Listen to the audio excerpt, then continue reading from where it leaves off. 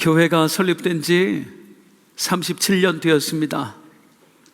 37년 전에 당시 전도사님이셨던 유재명 원로 목사님과 사모님, 그리고 지금은 원로 장로님이 되신 두 분의 집사님 가정, 그렇게 세 가정이 하나님 주신 감동에 따라 처음으로 이 교회를 시작했습니다.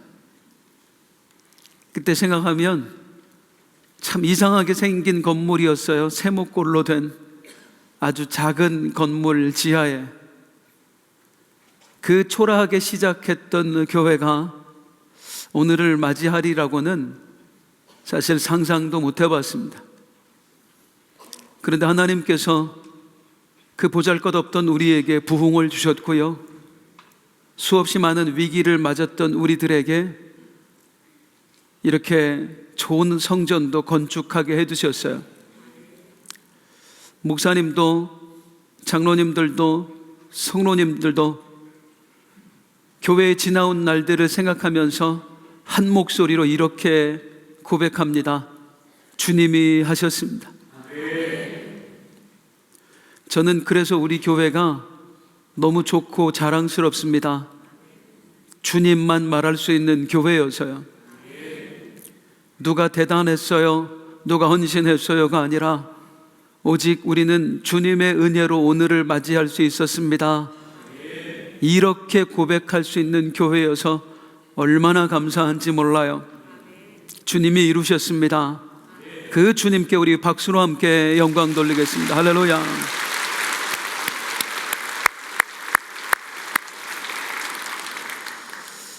중요한 건 우리가 은혜를 경험했다가 아닙니다.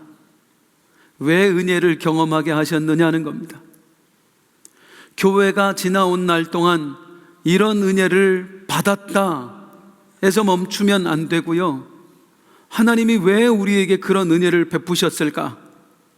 우리 교회는 과연 무엇을 하는 교회여야 할까? 여기까지 나아가야 되는 거예요. 그래서 오늘은 우리 창립 37주년을 맞아서 성도님들과 함께 작년에 엄청 우리가 오랫동안 에베소서 말씀 묵상했는데 그 에베소서 말씀을 다시 한번 묵상하면서 교회의 본질에 대해서 고민해 보려고 합니다. 교회가 무엇인가? 교회는 무엇을 해야 하는가? 먼저 교회가 무엇인가? 교회가 무엇인가를 알기 위해서 먼저 알아야 될 게 있어요. 구원이 무엇인가예요. 구원이 무엇인지를 알아야 교회가 뭔지를 알 수 있어요. 구원이 뭐지요? 많은 분들이 이 구원에 대해서 오해하시는 게 있더라고요. 구원을 우리가 죄짓기 이전, 타락하기 이전의 상태로 돌아가는 걸로 생각하시는 거예요. 첫사람 아담이 하나님께 엄청난 특권을 받았거든요. 죄로 말미암아 그 특권을 다 잃어버렸어요. 구원을 우리가 잃어버린 걸 되찾는 과정, 처음 창조되었던 때로 돌아오는 과정, 이렇게 생각하시는 거예요. 이거 잘못된 생각이에요. 구원은 죄짓기 이전의 상태로 돌아가는 게 아니고요, 그때보다 더 좋아진 상태가 되는 거예요. 그래서 성경은 구원받은 우리에 대해서 뭐라고 말씀하냐면, 따라하겠습니다. 새로운 피조물. 새로운 피조물이래요. 새로운 창조물이래요. 처음 창조되었던 때와 완전히 다른 새로운 창조물이 되었다. 다시 말씀드려요. 구원은 처음 창조되었던 때로 돌아가는 게 아니고요, 그보다 더 좋아지는 거예요. 어떻게 되었길래 처음 창조되었을 때보다 더 좋아졌다고 그럴까? 오늘은 두 가지만 말씀드릴게요. 우리의 존재 양식에 있어서 완전히 차원이 달라집니다. 뭐에 있어서? 존재 양식. 처음 창조되었던 인간은 어떤 존재로 지어졌느냐면 육체와 영혼을 함께 가진 존재로 지어졌어요. 엄청난 것입니다. 이거 사람만 드린 특권이에요. 천사는 영혼으로만 지어졌고요, 동물은 육체로만 지어졌어요. 오직 인간만 하나님이 육체와 영혼을 함께 가진 존재로 지어졌어요. 엄청난 거라고요. 죄로 말미암아 이걸 다 잃어버리는 거예요. 육체, 이제 수명이 다해지면 죽게 되었어요. 영혼은 바로 죽었어요. 왜요? 영혼의 생명력은 하나님과의 관계에서 나오거든요. 죄 짓고 하나님과의 관계가 끊어지면서 그 생명력이 사라진 거예요. 영혼이 죽은 존재가 되었다 그 말이에요. 그래서 죄 짓고 나서의 인간은 육체만 가진 존재, 짐승과 다를 바가 없이 똑같습니다. 인간의 삶을 보면은요, 문명이라는 걸 이루기만 했지 짐승하고 똑같아요. 약육강식. 강한 자가 약한 자 위에 군림하면서 사는 거예요. 짐승처럼 살아요. 그런 우리가 구원받은 겁니다. 구원받으면서 우리에게 어떤 현상이 생기냐? 우리는 처음으로 되돌아가기만 해도 감지덕지. 죽은 우리의 육체가 살아나고 영혼만 살아나도 감지덕지. 그런데 하나님은 거기에 하나를 더해 주십니다. 무려 우리 안에 당신의 영을 넣어주신 거예요. 하나님의 영, 성령을 넣어주신 거예요. 그래서 구원받은 사람은 어떤 존재가 됐냐? 육체도 가지고 영혼도 가지고 이제 여기에 대해서 하나님의 영까지 품은 존재. 육체와 영혼으로만 이루어진 아담과 비교할 수 없는 고차원적인 존재. 그래서 새로운 피조물이에요. 이러면서 우리에게 또 하나 달라진 게 있습니다. 그것은 바로 하나님과의 관계입니다. 처음 창조되었던 인간은 하나님과 매우 친밀한 관계였어요. 천사도 하나님 앞에 함부로 못 나서는데 인간은 무려 하나님과 대면하는 존재였다고. 아담아, 너 어디 있니? 네, 하나님 저 여기 있어요. 엄청나게 친밀한 존재. 하나님과 인간은 서로 이렇게 함께의 관계였습니다. 인간이 죄를 범하면서 하나님으로부터 떨어져 나갔잖아요. 그런 우리를 하나님께서 다시 구원해 두셨어요. 이제 하나님과 우리는 어떤 관계가 되었을까요? 아담과 하나님은 함께의 관계였는데 우리는 차원이 달라졌다니까요. 우리는 이제 하나님과 하나. 왜요? 그분의 영이 내 안에 들어오셨잖아요. 저가 내 안에, 내가 저 안에. 이제 우리는 하나님과 하나의 관계. 첫사람 아담은 하나님과 함께의 관계. 우리는 구원받은 우리는 하나님과 하나의 관계. 차원이 달라진 겁니다. 중요한 건 교회의 개념이 여기서 나왔다 그 말이에요. 하나님과 우리의 관계가 어떻게 바뀌었다고요? 함께해서 하나로. 구원받은 우리들의 관계도 똑같습니다. 모든 구원받은 사람은 하나의 관계가 됩니다. 처음 창조되었던 사람은요, 너는 너, 나는 나. 완전히 남남이었어요. 하나님께서 아담에게 아내를 만들어주세요, 하와를. 그랬더니 아담이 하와를 보고 뭐라고 했는지 아시지요? 야, 이는 내 뼈 중에 뼈요 살 중에 살이로다. 무슨 뜻이냐면 너와 나는, 그대와 나는 하나입니다 말뿐이었어요. 나중에 하나님 범죄했을 때 오셔서 하나님이 너 선악과 왜 먹었니? 그랬더니 저 여자 때문이요, 저 여자 때문이요. 저 살겠다고 자기 아내를 방패막이로 내세워요. 이게 인간관계였어요. 너는 너, 나는 나. 철저한 남남. 이 인간관계가 구원받으면서 어떻게 바뀌어지느냐. 자, 에베소서 2장 15절 시작. 이 둘로 자기 안에서 한 세 사람을 지어. 작년에 무지하게 들었던 말이죠. 기억하세요? 이래서 빛나게 성도가 좋아요. 저는 빛나게 너무 좋아. 잘 잊어버려서. 그래야 또 설교를 해요. 이거는 제가 은퇴할 때까지 할 겁니다. 왜냐하면 교회가 뭔지를 알아야 제대로 살아요. 머리로만 아는 건 아는 게 아니에요. 알았으면 그대로 살아내야 진짜 아는 거예요. 이 한세 사람이라는 단어가 우리의 머리와 삶에 각인될 때까지 계속 이야기할 거예요. 저는 따라 하시겠습니다. 한세 사람. 둘이 한세 사람이 되었대요. 서로 남남이었는데 이제는 하나의 새로운 사람이 되었대요. 그게 한세 사람이에요. 따라하게, 한세 사람. 하나 된 새로운 사람이에요. 아니, 두 사람이 어떻게 하나가 될 수 있어요? 18절 시작. 우리 둘이 한 성령 안에서 아버지께 나아감을 얻게 하려 하시. 따라하겠습니다. 한 성령 안에서. 최신명 권사님 안에 성령님 계시지요? 아멘. 박상남 장로님 안에 성령님 계시지요? 저기 우리 이상해 장로님 안에 성령님 계시지요? 제 안에도 성령님이 계세요. 권사님하고 장로님들하고 저하고 같은 영을 품었어요. 우린 같은 사람이에요. 같은 영을 품었으면 같은 사람이에요. 우리들만이 아니죠. 여기 계신 모든 분들, 여러분 안에 성령님 모셨습니까? 여러분 안에 성령님 계시죠? 우리 전부 다 같은 영을 품었다고요. 성령이라고 하는 한 영을 품었다고요.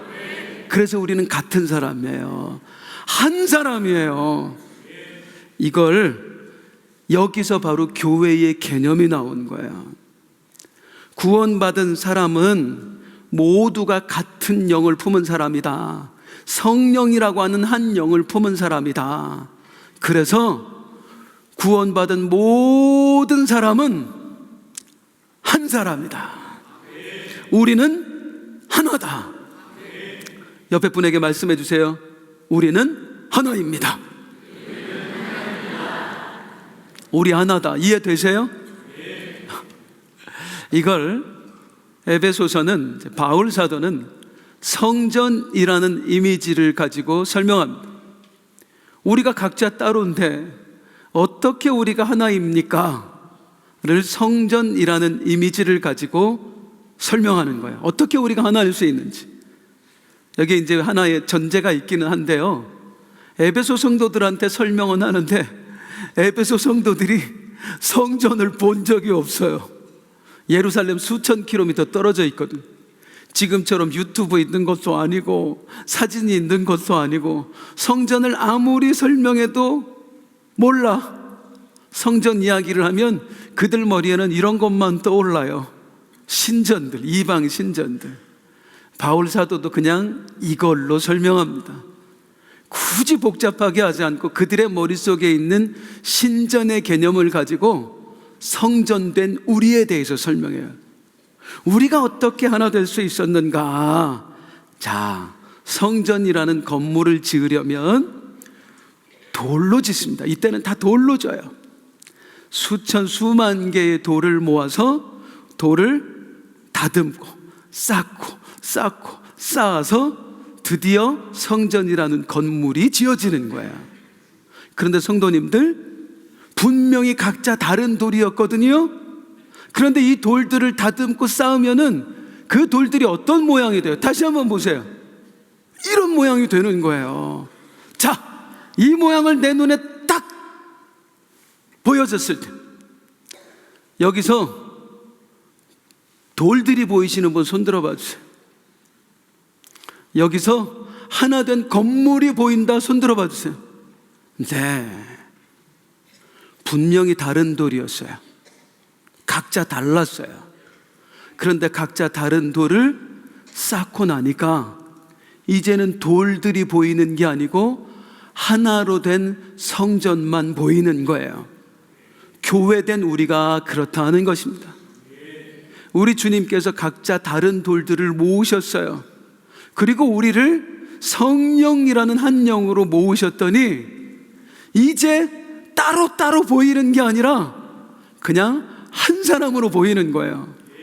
보이기만 그렇게 보이는 게 아니라 진짜로 하나 됐어요. 왜요? 한 영을 품었으니까. 이제 하나 되었다 개념이 조금 이해가 되시나요? 옆에 분에게 한 번 더 말씀해서 우리는 하나입니다. 한 세 사람이 그 의미예요.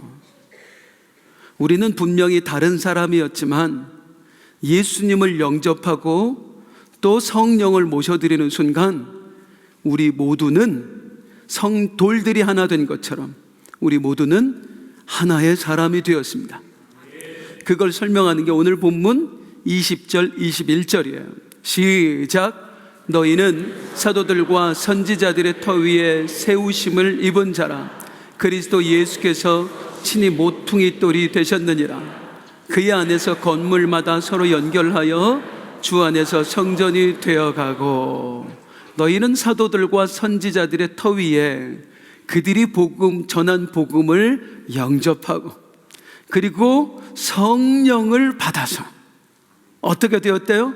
처음에 예수님이라는 돌이 탁 놓여졌고, 고대 사람들은 돌로 지었으니까 우리나라랑 다르니까 건축이 예수님이라는 모퉁이 돌이 딱 놓여졌고, 이 첫 번째 돌을 중심으로 베드로 돌도 쌓이고 야고보, 요한 돌도 쌓이고 우리 하나하나의 돌들이 쌓여서 주님의 성전, 주님의 교회가 되었다, 그 말입니다. 따로따로가 아니에요. 우리 모두는 한 사람이에요. 교회는 한 사람이에요. 옆 사람과 나는 하나예요. 왜 아멘이 적으시죠? 그렇게 안 느껴지니까. 이 사람은 이 사람이고 나는 나지. 왜 이 사람하고 나하고 하나야? 이론으로야 성령이 계시니까 우리가 하나다라고 하지만 우리는 내 옆 사람을 하나라고 생각하지 않습니다. 내 옆 사람뿐만 아니라 누구도 나와 하나라고 생각하지 않아요. 그 증거가 뭐지요? 권사님 들었어? 그 집사님 얘기 들었어? 아유 참내 진짜 나랑 하나인데 어떻게 그렇게 얘기하고 다니겠어요? 하나인데 내 욕하는 거나 다름없는데 왜 그 사람 흉을 보겠어요? 하나라고 생각하지 않으니까요. 누군가 어려워, 전혀 관심도 없어. 어렵든지 말든지 기도해 줄 마음도 없고 도와줄 마음도 없고. 왜? 하나라고 생각하지 않으니까. 우리는 하나인데, 주님은 우리를 하나로 모으셨는데 우리는 하나 되어 살아가지 않아요. 그런 우리에게 오늘 본문은 이런 말씀을 합니다. 에베소서 2장 22절 시작. 너희도 성령 안에서 하나님이 거하실 처소가 되기 위하여 그리스도 예수 안에서 함께 지어져 가느니라. 따라하겠습니다. 함께 지어져 가느니라. 지어져 가느니라는 얘기는 지어주는 중이라는 거지요. 맞아요. 우리는 하나 되었지만 아직도 우리는 하나 됐다고 생각하지 않아요. 육체의 껍질을 가지고 있어서. 그런 우리는 이 육체의 껍질을 점점 벗으면서 진짜 하나 된 게 뭔지를 알아가는 겁니다. 우리는 하나 되어 가는 중이에요. 주님 나라 가는 그날까지 진짜 하나 되어야 하세요. 예수 믿는 사람은 하나예요. 그러면 어떻게 우리가 온전한 하나를 이룰 수 있을까? 세 가지로 정리해서 말씀드릴게요. 우리가 진짜로 하나 되려면 따라하겠습니다. 내가 죽어야 된다. 진짜 하나 되려면 내가 죽어야 됩니다. 여러분 아까 성전이라는 이미지를 통해서 어떻게 교회가 하나 되었는지를 봤어요. 돌들이 차곡차곡 쌓였더니 와, 하나의 성전이 되었어요. 그런데 만일 유호승이라는 돌이 맨 밑바닥에 깔려고 하나님이 준비해 놨는데, 하나님 나는 바닥돌 싫어요. 나는 그냥 지붕으로 올라가고 싶어요. 하나님께서 최신명이라고 하는 돌을 벽으로 세우려고 가져다 놨는데, 하나님 나는 추위를 많이 탑니다. 나는 바깥은 싫고요, 안에서 그냥 기둥이나 할래요. 이렇게 하나님 뜻에서 벗어나서 각자 원하는 대로 하면 그 성전 모양이 어떻게 될까요? 이렇게 됩니다. 아주 이상한 모양이 되는 거예요. 있을 자리에 없으면. 여길 넘어가면 결국 어떻게 되죠? 와르르 무너져 내리는 거예요. 교회가 진짜 아름다우려면, 진짜 튼튼해지려면 나를 비워야 됩니다. 내 욕심을 내려놓고, 내 욕망을 내려놓고 주님이 있으라 하시는 자리에 있어야 되는 거예요. 그런데 우리가 못 그러죠. 그 자리 마음에 안 들다는 거예요. 나는 이런 대접 받으며 살 사람이 아니라는 거예요. 그런 우리에게 교회는 이런 거야 하고 보여주신 분이 우리 예수님이세요. 우리 예수님 교회에 뭐가 되셨대요? 모퉁이돌. 모퉁이돌의 의미는 첫 번째 돌이다 라는 의미도 있지만 맨 밑에 있는 돌이다 라는 의미도 있어요. 그 돌부터 놓는 거니까. 우리 예수님 어떤 분이세요? 가장 높은 곳에 계셔야 될 분이에요. 그런데 그분이 모퉁이돌 되어서 가장 낮은 곳으로 내려오셨습니다. 빌립보서 2장 6절에서 8절 시작. 그는 근본 하나님의 본체시나 하나님과 동등됨을 취할 것으로 여기지 아니하시고 오히려 자기를 비워 종의 형체를 가지사 사람들과 같이 되셨고 사람의 모양으로 나타나사 자기를 낮추시고 죽기까지 복종하셨으니 곧 십자가에 죽으심이라. 이 주님께서 말씀하십니다. 너희 안에 이 마음을 품어라. 주님도 자신을 비우셨어요. 그게 교회의 첫 출발이에요.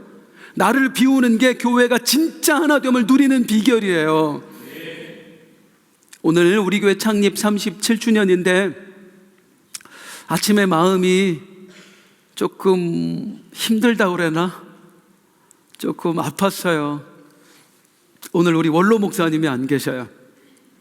집회 가셨습니다. 저기 전라남도 순천에. 일부러 집회 잡으신 거예요? 안 오시려고요? 그것도 금토일로. 평소에 금토일 잘 안 하시는데. 왜요? 저한테 자리 내어주시려고요.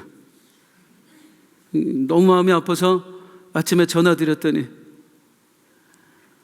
목사님 왜 부흥회를 잡으셔가지고 창립 주일날 그랬더니 이젠 담임 목사가 해. 난 없어도 되는 거야. 그게 교회예요. 나를 낮추고 나를 비우고 그래야 교회가 아름다운 거고 그래야 교회가 건강해지는 거고 그래야 비로소 교회가 하나 되는 거예요. 교회의 하나됨의 원리 첫 번째, 나를 죽여라. 두 번째, 교회가 하나 되는 원리는 뭐냐면 따라하겠습니다. 서로를 돕자. 서로 도와야 돼요. 자, 성전을 건축하기 위해서 돌들을 막 모았다고 생각해 보세요. 이 돌들이 다 똑같습니까? 모양도 다르고 크기도 다 달라요. 이걸로 성전이라고 하는 건축물을 완성을 하려면 일단 다듬어야 되겠죠. 근데 어떤 것들은 아무리 다듬어도 제대로 안 되는 게 있어요. 그런 돈들을 어떻게 해야 돼요? 버려야 돼요? 어떻게 해야 돼요? 우리는 하나라니까. 절대로 버릴 수 없다니까. 그러면 어떻게 해야 돼요? 이렇게 해야 돼요. 저 돌들 한번 보세요. 왼쪽에 있는 돌들은 모양도 똑같고 크기도 똑같아요. 그런데 이 돌들만 서로 지탱하며 서 있는 게 아니라 오른쪽도 한번 보세요. 얘네들은 크기도 달라, 모양도 달라. 그런데 전혀 불안해 보이지 않죠? 왜요? 서로가 서로의 부족함을 메꿔주고 있는 거예요. 야, 너 조그매?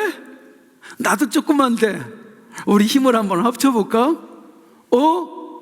넌 오른쪽이 찌그러졌구나. 나는 왼쪽이 찌그러졌는데 야, 우리 같이 붙어 있으면 되겠다. 이렇게 모양도 다르고 이렇게 크기도 다른 것들이 서로 힘을 합쳐서 탁탁탁탁탁 붙으니까 견고하게 서는 거예요. 교회가 이렇다 그 말이에요. 진짜 하나됨을 이루기 위해서는 비슷한 사람들끼리 생각이 같은 사람들끼리 그렇게가 아니에요. 너랑 나랑 달라도, 조금 부족해 보여도 그의 부족함을 내가 메꿔주고 나의 부족함은 그가 메꿔주고, 그러면서 온전히 하나를 이루는 것, 이게 진짜 교회인 줄로 믿습니다. 교회가 온전히 하나 됨을 이루려면 어떻게 해야 될까요? 한 번만 더 따라할게요. 부족한 재료를 채워야 한다. 네, 부족한 재료를 채워야 돼요. 함께 지어져 가느니라 했잖아요. 아직 교회는 완성되지 않은 겁니다. 여기서 제가 말씀드리는 교회는 빛나 교회를 말하는 게 아니에요. 우리 하나님이 세우신 하나님의 교회를 말하는 거예요. 우리끼리나 빛나 교회, 동산 교회, 꿈의 교회 하지요. 하나님 눈에는 우리가 다 같은 교회들이에요. 하나의 교회 안에 대한민국이라고 하는 교구가 있고, 그 대한민국 교구에 안산이라고 하는 조가 있고, 거기에 빛나 목장 있고, 동산 목장 있고, 꿈의 목장 있고, 하나님 보시기엔 우리가 다 하나의 교회예요. 사실은 이 하나의 교회를 일컫는 말이 카톨릭이에요. 좋은 건 걔네들이 다 갖다 쓴다니까, 하여튼간. 근데 그게 사실은 진짜 교회입니다. 하나의 교회. 그러면 우리 하나님의 입장에서 생각해 보자는 말이에요. 교회가 완성됐어요? 아니에요. 아직도 모여야 될 돌들이 흩어져 있는 거예요. 하나님, 아직도 세워지지 않은 건물이 있는 거예요. 하나님은 열심히 우리가 그 돌들을 모아서 하나님이 꿈꾸셨던 진짜 교회를 완성해내기를 원하십니다. 그날 주님 오실 줄로 믿습니다. 우리의 사명이 그거예요. 하나님의 교회를 완성해내는 거. 그럼 구체적으로 뭘 해야 될까? 우리가 뭘 해야 될까요? 그냥 열심히 전도하자, 그것 당연하죠. 그런데 그 차원이 아닙니다. 그걸 뛰어넘어야 됩니다. 저는 제가 우리 빛나 교회의 2대 담임 목사가 되면서 많은 고민을 했습니다. 하나님께서 왜 나를 우리 교회의 두 번째 담임 목사로 세우셨을까? 나를 통해 무엇을 이루고 싶어 하실까? 우리 교회 어떤 교회 되길 원할까? 그래서 하나님께 기도했어요. 하나님, 우리 교회가 어떤 교회 되길 원하세요? 어떤 교회 되길 원하세요? 할 때 하나님께서 저에게 응답을 주셨어요. 하나님은 2개의 모델을 저에게 제시해 주셨습니다. 제가 우리 장로님들과 일부 성도님들하고는 그 비전을 공유를 했었는데, 이제 37주년을 맞아서 온 성도님들과 함께 우리 안산 빛나교회 비전을 공유하도록 하겠습니다. 첫 번째, 우리 교회는 어떤 교회가 되어야 되느냐? 하나님이 저에게 주신 감동은 이거였습니다. 따라하겠습니다. 선교적 교회. 선교적 교회예요. 선교적 교회가 뭐죠? 저는 그냥 2차원으로 생각했습니다. 더 많은 선교사를 파송하는 교회, 더 많은 선교사를 또 후원하는 교회, 이 정도 차원에서 생각했어요. 그런데 하나님이 저를 깨닫게 해주셨어요. 많은 분들을 만나게 하셨고, 정말 저하고 인연이 없는 분들인데 하나님이 우연히 만나게 하시고, 그들을 통해서 또 대화를 듣게 하시고 가르침을 받게 하시면서 선교적 교회가 뭔지를 명확하게 알게 하셨어요. 선교적 교회가 뭐냐면, 모든 성도가 나는 선교사야 라고 생각하는 교회가 선교적 교회예요. 온 성도가 선교사의 마인드를 갖는 교회. 어떻게? 학생이면 나는 이 학교에 선교사로 파송받은 거야, 그 마인드를 가지고 학교에 가는 거예요. 직장인은요, 나는 이 회사에 선교사로 파송받았어, 그 마인드를 가지고 회사에 가는 거예요. 장사하시는 분, 오늘 아침 가게 오픈할 때 나는 이곳에 선교사로 파송받은 거야, 그 마음으로 손님들을 만난 거예요. 어떤 모임을 가든지 누구를 만나든지 나는 이곳에, 나는 이 사람에게 선교사로 파송받은 거야. 이게 선교사 마인드를 갖는 거예요. 나는 학교도 안 다니고 나는 직장도 안 다니는데 어떻게 하죠? 그 가정에 선교사로 파송받은 거예요. 온 성도가 나는 하나님으로부터 파송받은 선교사야, 이 마음을 갖는 교회, 그게 선교적 교회. 올해 2026년도 표어가 여기서 나온 겁니다. 하나님 나라의 대사로. 나는 파송받은 사람이다. 하나님으로부터 파송받은 선교사다. 한번 따라. 나는 하나님께 파송받은 선교사다. 어디로?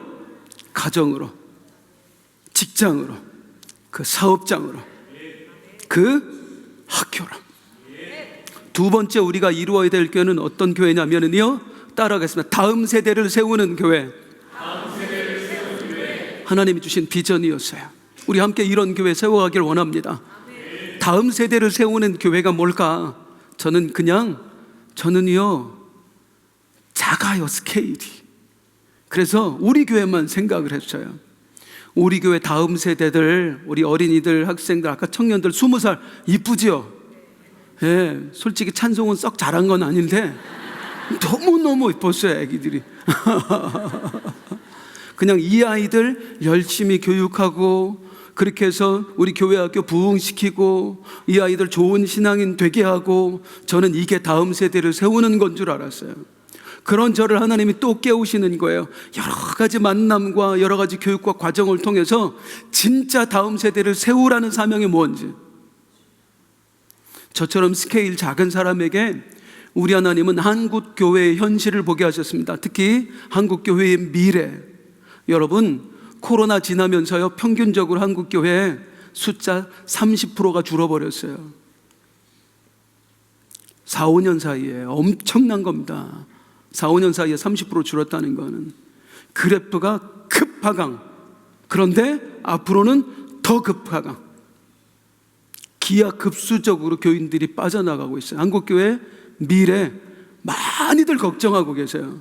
그런데 진짜 우리가 걱정해야 될 것 중에 하나가 뭐냐면, 앞으로 20, 30년 지나면 영적 지도자들이 거의 사라진다는 겁니다.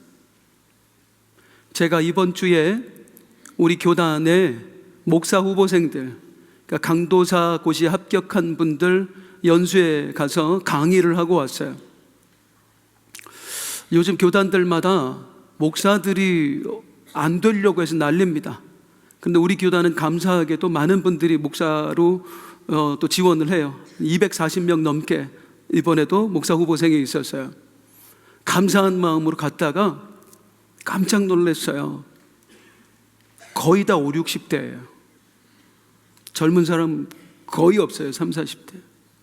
이게 무슨 말이냐면 240명이 목사 안수를 받아도 10년, 20년 후면 그 중에 대다수는 은퇴해버린다는 겁니다. 앞으로 20년만 지나면은요, 우리 교회의 아이들, 여러분의 자녀들, 여러분의 손주들 말하는 겁니다. 이 아이들 정말 신앙생활 잘하기를 원하시죠? 아멘. 그럼 좋은 목사님 만나야 되잖아요. 그들을 이끌어줄 목사가 없다니까요. 목사가 안 되려고 그래요. 그게 너무 걱정이었어요.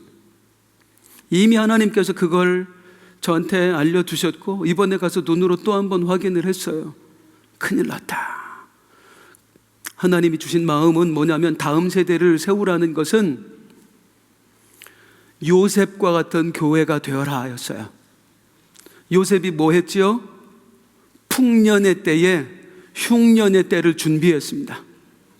흉년이 올 것 아무도 준비하지 않을 때에 요셉은 열심히 풍년의 때에 곡식을 모아서 기근이 왔을 때 천하 만민을 먹여 살렸어요. 그 일을 해주는 교회가 되라.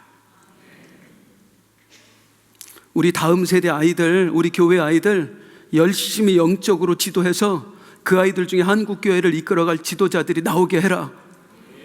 많이도 필요 없어요. 조영기 목사님 같은 한 분만 나오면 돼요. 유재명 목사님 같은 한 분만 나오면 돼요. 그러면 수많은 영혼들 살릴 수 있어요. 너희 교회 다음 세대들에게 그 일을 해줘라.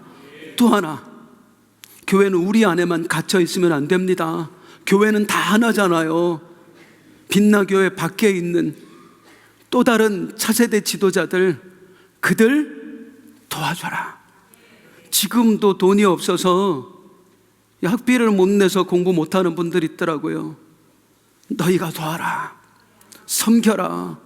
신학생들 학교 가면은요, 엄청 목회에 대해서 배울 것 같아도 천만의 말씀, 맨날 신학 공부만 해요. 근데 얘네들은 목회를 어떻게 해야 될지를 모르는 거예요. 그들에게 목회를 어떻게 할 수 있는지 알려줄 수 있는 후원을 해라, 교육도 좀 시켜줘라. 우리 돈 많이 벌어야 돼요, 우리 성도님들. 그 일 하려면은요. 참 감사한 게, 제가 이번에 필리핀 다녀왔습니다마는 우리 하나님 기가 막히십니다. 같은 비전을 품은 목사들만 모아놨어요, 우리 하나님이. 야, 나는 생각지도 못했는데 하나님이 그 커뮤니티를 만드시고 이 비전을 이루라고, 내가 너한테 그 비전 맡긴 게 사실이야, 너는 그 일을 해야 돼, 그걸 선명하게 알려주셨어요. 제가 하는 게 아니에요, 우리가 해야 돼요. 우리를 통해서 이 한국교회의 미래가 있게 만들어야 돼요. 꿈나라 이야기 같습니까? 곧 다가옵니다. 그런데 저는 얼마나 감사했는지 몰라요. 37년 전에 그 보잘것없는 삼각형 건물 지하에 저도 있었거든요. 우리 교회 진짜 소망 없는 교회였어요. 지나온 과정은 더 소망 없었어요. 몇 번이라도 교회 문을 닫을 뻔했던 상황들이 있었어요. 그 약하디 약한 교회가 어느새 우리가 한국교회를 위해 뭘 할까, 어떤 일을 갈까, 큰 건 아니지만 이런 꿈을 꿀 수 있는 교회를 만들어 주셨다는 게 얼마나 감사한지. 축복은 누리라고 주신 게 아니에요, 흘려보내라고 주신 거죠. 우리 교회에게 베푸신 은혜 흘려보내야 됩니다. 그래서 우리 주님의 교회를 세워가야 될 줄로 믿습니다. 지나온 37년, 우리 빛나교회의 진짜 이름은 빛들로 나타나는 교회예요. 그런데 우리 교회 하나님이 참 빛나게 하셨어요. 37년 동안 은혜로 빛나게 하셨어요. 앞으로의 37년 은혜의 빛을 넘어서 사명의 빛이 나야 될 줄로 믿습니다. 그 일 함께 해요, 성도님들. 함께 기도해 주세요. 우리 외치겠습니다. 주여, 우리를 사용하소서. 한 번 더, 주여, 우리를 사용하소서. 아멘, 아멘.